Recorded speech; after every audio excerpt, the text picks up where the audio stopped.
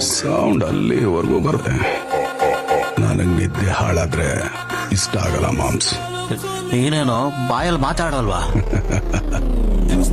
ನಿದ್ದೆ ಗಣ್ಣಲ್ಲಿ ನಿನ್ ನೋಡ್ದಿಲ್ಲ ಅಂತ ಖುಷಿ ಪಡು ಮಾಮ್ಸ್.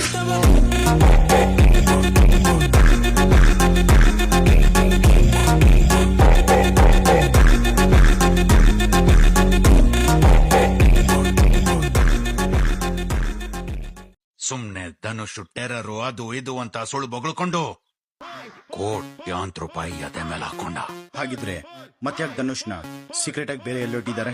ಏನಾರ ಮಾಡ್ಕೊಳ್ಳಿ, ಜನರ ಮುಂದೆ ಧನುಷ್ ಹೀರೋ ಆಗಾಯ್ತು. ಧನುಷ್ ಇದ್ರೆ ತಾನೇ ಸಿಎಂ ಆಗೋದಕ್ಕೆ.